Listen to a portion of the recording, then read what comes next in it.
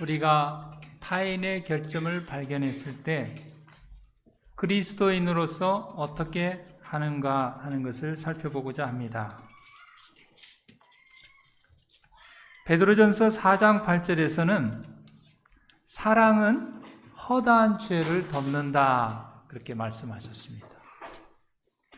우리가 그리스도인으로서 사랑이 있다면 다른 사람의 결점을 발견했을 때 사랑으로 그러한 죄와 결점과 허물들을 덮어줄 수 있는 저와 여러분이 되기를 간절히 바랍니다. 그러나 반면에 진정으로 회심하지 않은 사람들은 다른 사람의 결점들을 비난하고 또 비방하게 됩니다.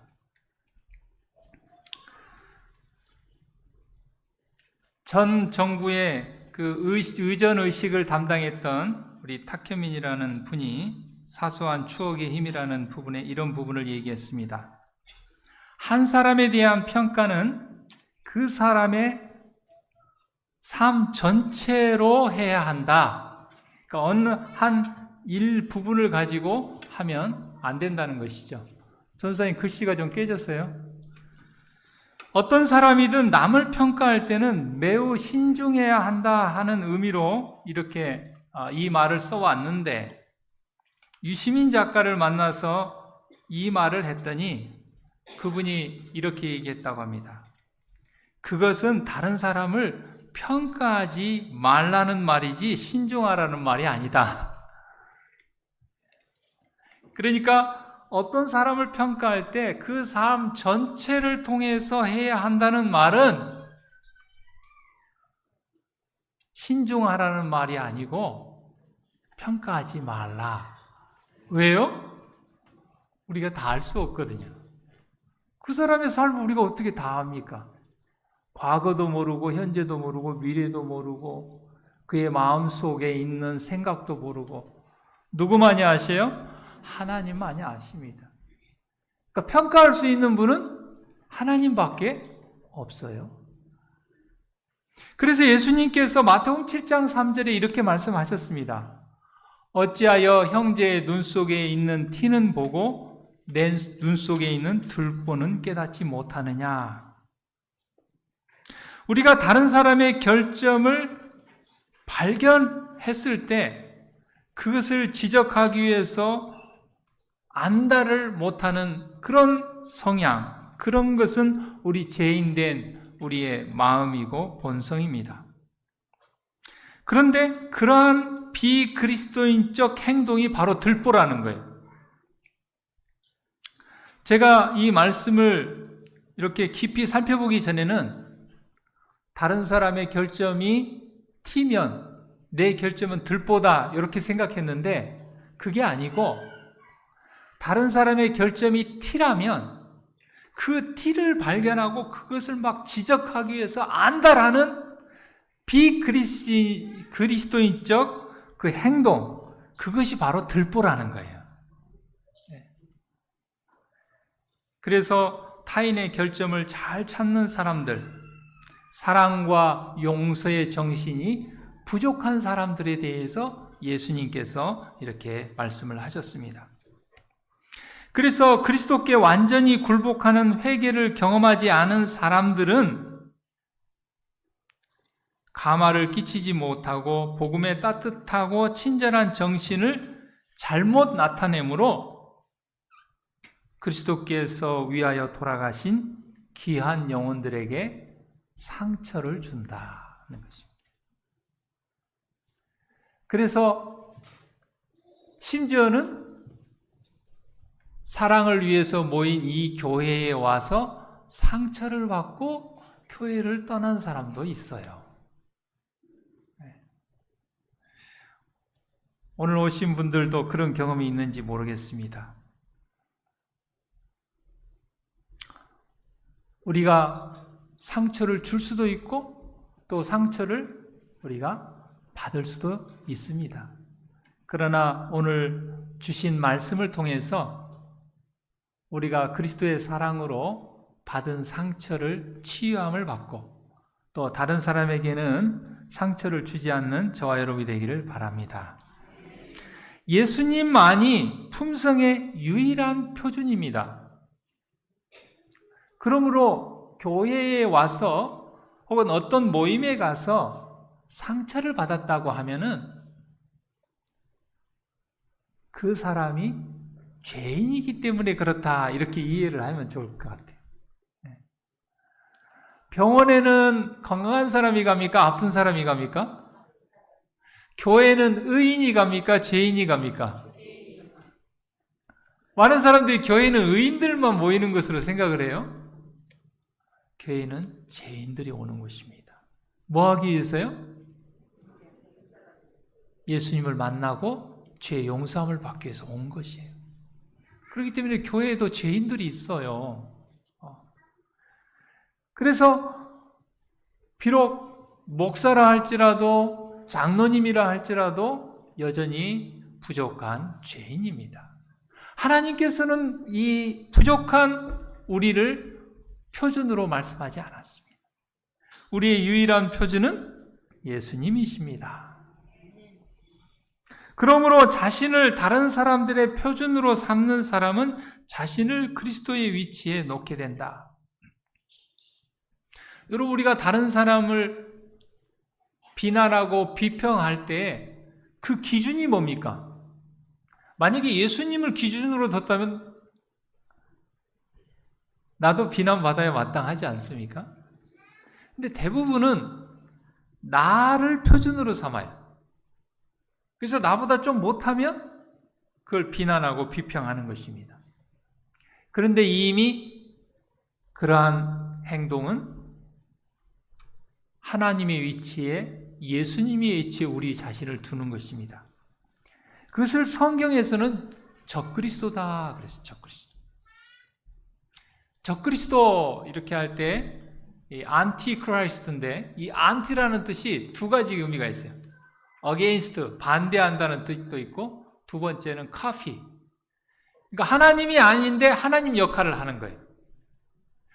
그러니까 평가는 하나님만이 할 수 있는데 우리가 평가를 하면 우리가 적그리스도가 되는 거예요. 데살로니가후서 2장 4절에도 저는 대적하는 자라 범사의 일꾼은 하나님이나 숭배함을 받는 자 위에 뛰어나 자존하여 하나님 성전에 앉아 자기를 보여 하나님이라 한다. 그러니까 우리가 하나님이라고는 말 안 해요. 광주중앙교회 성도 여러분, 제가 하나님입니다. 네, 이 말은 안 해요. 그런데 하나님께서만이 할 수 있는 그 평가와 비평을 제가 한다면 제가 적그리스도가 된다고 말해요. 하나님의 위치에 나를 두기 때문에 그런 것입니다. 가장 불행한 결과로 이끌어가는 죄는 예수님 당시의 바리새의 주의자들의 특성이었는데, 냉랭한 것. 여러분, 이 형광등은 빛을 내지만 냉랭합니다. 그런데 백열등은 어때요? 보면 따뜻해요. 겨울에 추울 때 자그맣게 모닥불을 피우면 사람들이 어디로 모여들어요? 모닥불로 모여듭니다. 오라고 안 해도 모여들어요. 아우, 따뜻하다, 춥다 그러면서 모여들어요. 우리가 그리스도의 사랑을 가졌다면 사람들이 우리에게 가까이 올 거예요. 근데 우리가 냉랭하면, 우리가 예수님을 믿는다고 하지만 우리가 냉랭하면 사람들이 안 와요. 애들도 그래요. 아이들도 자기들을 사랑해주는 사람한테 가까이 하지, 막 혼내고 안 볼 때 꼬집고 그러면 어때요? 제가 예전에 그 아이들을 보면 너무 이쁘니까 볼을 깨물었어요. 엄마 몰래. 요즘은 안 그렇게 안 합니다만은 너무 이쁘니까 막 볼을 이렇게 막 깨물었어요. 그랬더니요, 다음에는 애들이 저를 보면은요 저한테 안 오려고 그래요. 냉랭한 것, 또 비판적이고, 또 용서를 모르는 정신.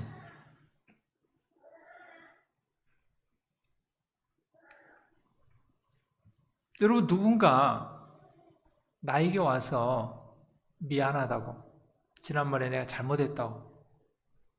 그럼 우리 그리스도인은 용서할 권리밖에 없습니다.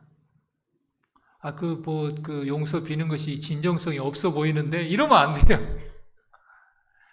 그런 사람이 비록 거짓말로 용서를 빈다 할지라도 우리는 무조건 용서할 권리밖에 없어요. 그 사람이 진정성이 있는지 없는지 그걸 평가할 수 있는 자격이 우리에게는 없어요.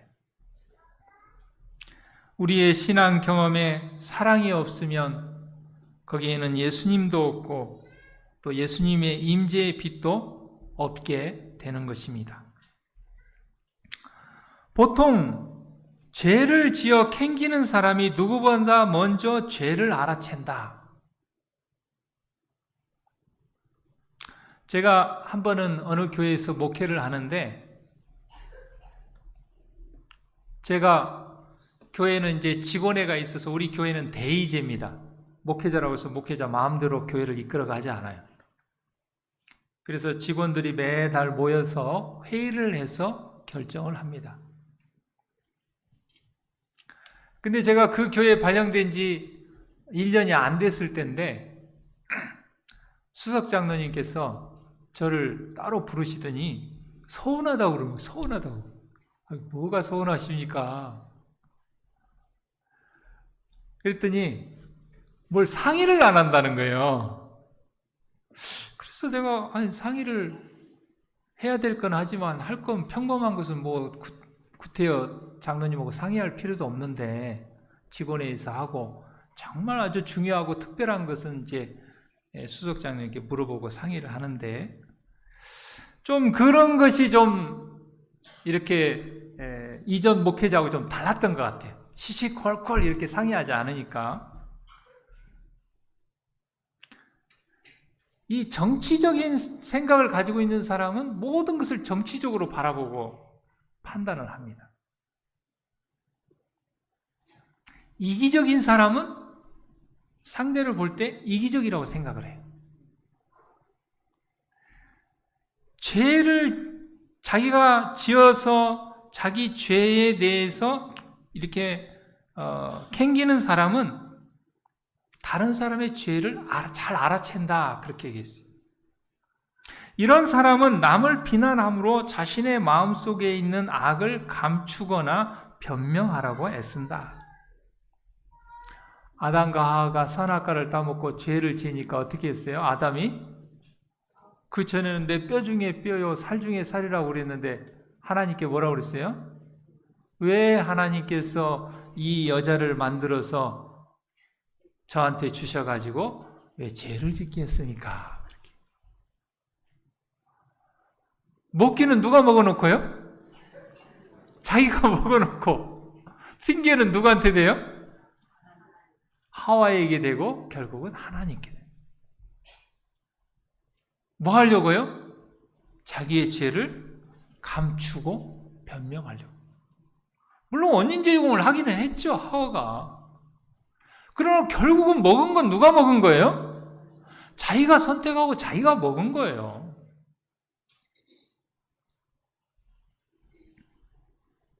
만일 비교적 온건한 방법으로 그 형제에게 마땅히 해야 할 것으로 생각하는 것을 시킬 수 없게 되면 그들은 강제적인 방법을 사용할 것이다.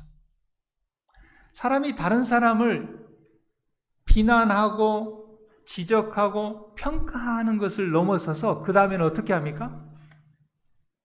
자기가 가지고 있는 생각을 강요하게 된다는 거예요. 처음에는 좋은 말로 해요. 온건한 방법으로 얘기해요. 그거 그렇게 하지 말라고, 그거 잘못된 거라고, 이렇게 하라고. 그래가지고 그 사람이 그것을 들어주지 않으면 그때는 어떻게 해요? 강제적인 방법을 사용합니다. 너 지난번에 엄마가 이렇게 하라고 얘기했지? 다음에 또 그렇게 안 하면 뭐 용돈을 안 준다든지 밥을 안 준다든지 종아리를 5대를 때린다든지 강제적인 방법을 사용한다. 그들의 힘이 미치는 한 사람들을 강요하여 그들이 옳다고 생각하는 대로 하게 하려고 해요. 그러니까 그들이 옳다고 생각하는 것이지 예수님께서 옳다고 하는 것이 아니에요. 다니엘 3장에 보면 느부갓네살 왕이 큰 금신상을 만들고 거기에 절하도록 했습니다. 다니엘의 세 친구들이 거기에 절하지 않았어요. 왜요? 우상이기 때문에. 왕이 그들을 불러놓고 얘기했습니다. 혹시 음악 소리를 못 들어서 그러냐? 내가 이번은 용서해 줄 테니까 다음번에 음악 소리가 들리면은 금신상에 경배해라. 그러면 용서해 주겠다. 그런데 만약 그렇게 하지 않으면 풀무불에 집어 던지겠다. 좋은 말로 해요. 그래서 안 들으면 뜨거운 풀무불에 넣어가지고 불에 태워 죽이게. 이것은 하나님이 하시는 방법은 아닙니다. 누가 하는 방법이에요? 사단의 방법이고 사단의 정신을 가진 사람들이 사용하는 방법이에요. 그러니까 우리 성도님들도 그런 방법 사용하지 말기를 바랍니다. 목사님, 저 마음에 안 들면 그냥 교회 옮겨버릴 거예요. 교회 안 나올 거예요. 그건 온건한 방법이에요? 강제적인 방법이에요? 예? 강제적인 방법입니다. 서운한 것이 있으면 대화로 해결하고 기도하고 같이 해야지. 예.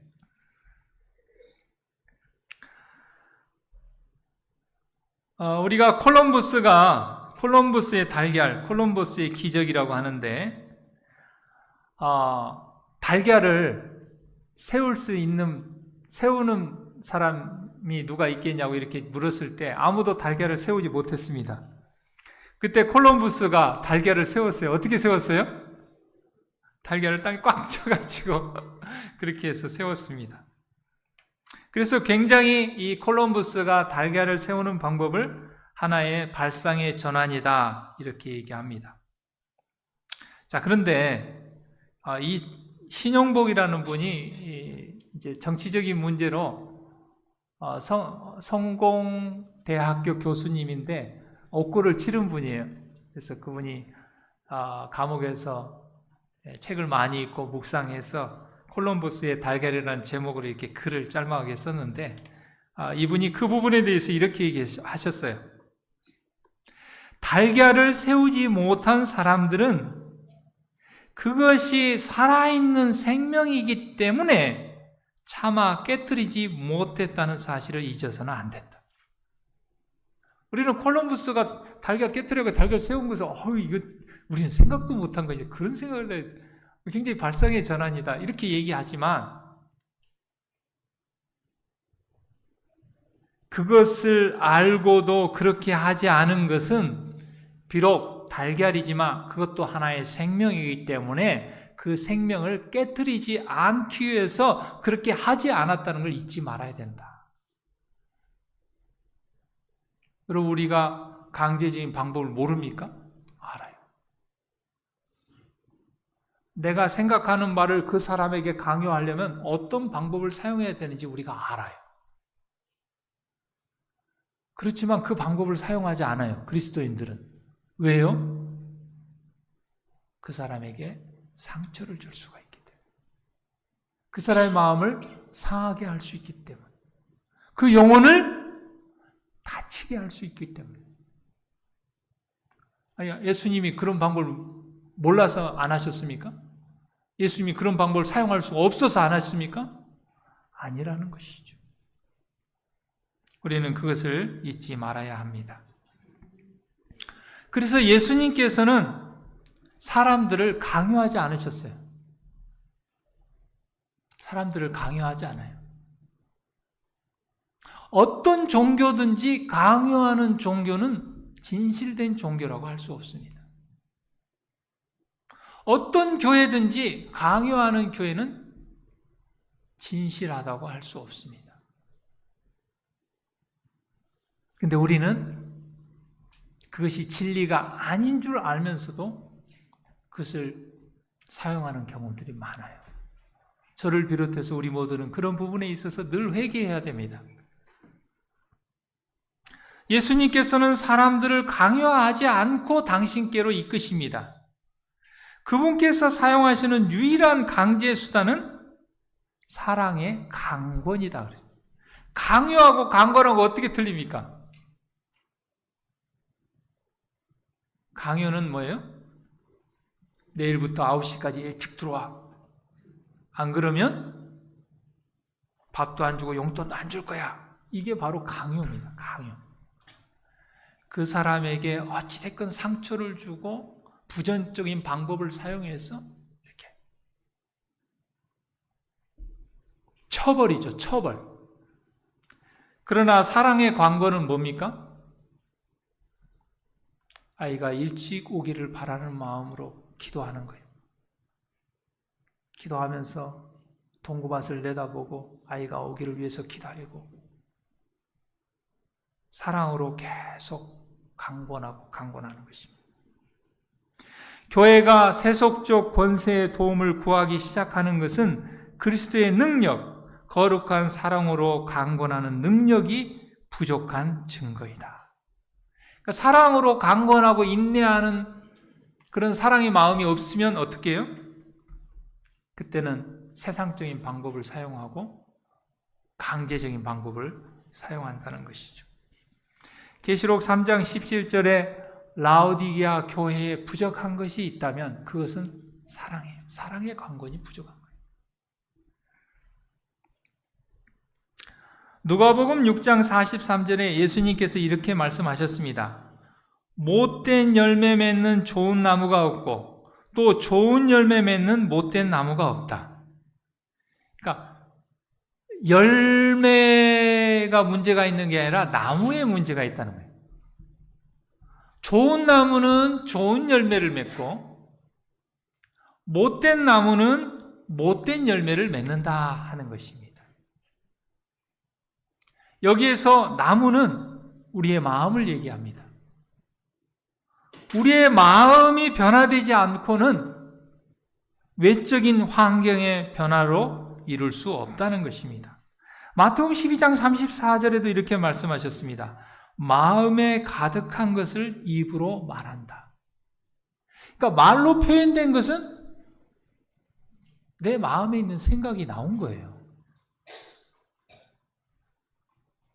우리는 비난하는 정신, 들보를 버려야 됩니다. 그리고 우리의 죄를 자백하고 버려야 됩니다. 이러한 역사는 우리의 심령이 변화될 때만 가능하다는 것입니다. 어떤 사람의 생애에 위기가 닥쳐 그대가 조언이나 권면을 주고자 할 때 그대의 말은 선을 위한 가마를 끼치되 평소에 그대 자신의 모범과 정신이 그대를 위해 확보해 놓은 정도만큼만 끼치게 될 것이다. 그대는 선을 행하기 전에 먼저 선하게 되어야 한다. 우리 큰아이가 고3 때 대학 원서를 쓰는데 수시를 6개를 이렇게 쓰거든요. 근데 굉장히 서울로 상향 지원을 하는 거예요. 그래서 제가 야, 다 떨어지면 어떻게 하려고 그러냐. 제일 센데 2개 쓰고 중간에 2개 쓰고 안정권으로 2개 쓰고 이렇게 좀 쓰면 어떻겠냐. 그럴 때 우리 큰아이가 하는 말이 아빠는 3년 동안 크게 관심이 없다고 왜 갑자기 원서 쓸 때 어디서 무슨 얘기를 듣고 와가지고 이렇게 간섭을 많이 하냐 그거예요. 우리가 다른 사람에게 어떤 조언을 하거나 권면을 줄 때는 평상시에 우리가 확보해 놓은 모본과 그 정신만큼만 영향을 준다는 거예요. 제가 만약에 평상시에도 늘 큰아이와 대화하고 항의하고 이렇게 했으면 그때 얘기하면 그 무리가 없었을 거예요. 근데 평상시에는 그렇게 안 하다가 갑자기 그렇게 하니까 아이가 굉장히 그런 것이죠. 갈라디아서 6장 1절에 하나님께서 이렇게 말씀하셨습니다. 형제들아, 사람이 만일 무슨 범죄한 일이 드러나거든, 우리가 다른 사람의 결점을 발견하거든, 신령한 너희는 예수 그리스도를 믿는다고 하는 그리스도인이라고 하는 너희는 온유한 심령으로 강제적인 방법을 사용하지 말고 그러한 자를 바로잡고 사랑으로 강권하라는 것이죠. 내 자신을 돌아보아 너도 시험을 받을까 두려워하라. 근데 제 경험을 봐도 제가 다른 사람을 비난하거나 평가할 때 보면은, 우리 아이들을 지적할 때 보면은 내 못난 것이 아이들을 통해서 나올 때가 많아요. 다른 사람을 비난할 때 그것을 자세히 살펴보면 나에게도 있는 특성이에요. 그런데 나는 의롭다고 생각하고 다른 사람을 비난하는 것이죠. 하나님께서는 그렇게 하지 말라는 것입니다. 다른 사람의 결점이 보이거든 네 자신을 돌아볼 기회로 삼으라, 그렇게 말씀하셨어요. 잘못을 범한 형제를 구원하기 위하여 체면은 물론 생명을 버릴 수 있다는 것을 느낄 때, 생명이라도 버릴 수 있다는 것을 느낄 때, 그때 비로소 그대는 눈에서 들보를 빼고 형제를 도와줄 준비를 갖추게 된다. 그 사람을 위해서 생명이라도 버릴 수 있다고 바로 느낄 때가 우리의 눈에서 들보를 뺀 후예요. 그때 우리는 권면과 조언을 통해서 형제를 도와줄 수 있다는 것입니다. 저를 한번 좀 따라서 해보기를 바랍니다. 어떤 사람도 책망과 비난 때문에 그릇된 처지에서 돌이킨 적은 없다. 근데도 우리는 안 되는 방법을 계속 사용하면서 다른 사람에게 상처를 주고 있어요. 매일 그리스도께서 그대 안에 나타나시게 하라. 그리하면 그분께서 그대를 통해 당신의 말씀이 가진 창조의 능력, 즉 우리 주 하나님의 아름다움으로 다른 영혼들을 재창조해 줄 온유하고 설득력 있으면서도 강력한 감화력을 나타낼 것이다. 우리의 감화력이 다른 사람을 변화시키는 것이지 우리의 책망과 비난으로 사람이 변화되지 않습니다. 제가 예수님을 믿게 될 때 그 선교사가 저한테 예수님 믿으라고 해서 제가 예수님 믿은 게 아니에요. 그의 평상시에 보여지는 감화가 너무 감동이 된 거예요. 그래서 저 사람이 저런 감동과 감화를 끼치는 비결은 뭘까?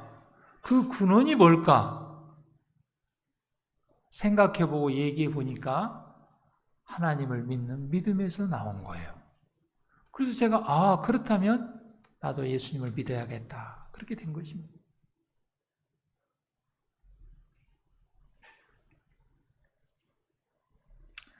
남을 대하기는 봄바람처럼 관대하게 하라. 자기를 지키기는 가을에 내리는 서리처럼 엄정해야 한다. 우리는 근데 반대로 하죠. 다른 사람한테는 막 엄정하게 하고 나한테는 관대하고. 아이고 뭐 소도둑 놈도 있는데 나 이거 바늘 하나 훔친 게 뭐 이게 도둑이야? 그렇게. 그러나 우리가 하는 일을 돌이켜보면 이와는 정반대의 경우가 대부분입니다. 남의 잘못은 냉혹하게 평가하는가 하면 자기의 잘못에 대해서는 지나치게 관대합니다. 자기의 경우는 그럴 수밖에 없었던 불가피한 전후 사정을 잘 알고 있지만 남의 경우는 그러한 사정에 대하여 전혀 무지하거나 알더라도 극히 일부분밖에 이해하지 못하기 때문입니다. 그러니까 우리가 비난하는 것은 극히 일부분 가지고 그냥 본대로 비난하는 경우가 많아요. 그렇잖아요? 그 사람을 만나서 그렇게 한 배경이 무엇인지, 어떤 과정을 통해서 그렇게 됐는지, 그럴 만한 이유가 있었는지 전혀 몰라요. 그렇기 때문에 예수님께서 그렇게 하지 말라고 한 것입니다. 그렇기 때문에 최소한의 형평성을 잃지 않기 위해서라도 우리는 타인에게는 봄바람처럼 너그러워야 하고 자신에게는 가을의 서리처럼 엄격해야 한다. 그렇게 얘기했어요. 사랑하는 성도 여러분, 예수님께서 우리가 남의 티를 보지 말고 내 안에 들보를 보고 들보를 먼저 빼라 그랬습니다. 우리 안에 들보는 뭡니까? 다른 사람의 결점을 찾아가지고 비난하고 비방하려는 비그리스도인적인 그런 마음과 말과 행함입니다.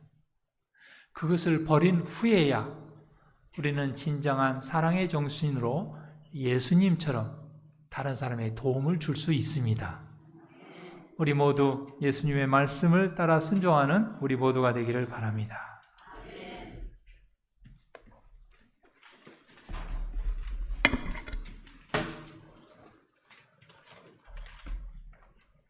이 시간은 하나님께 헌금 드리는 시간입니다.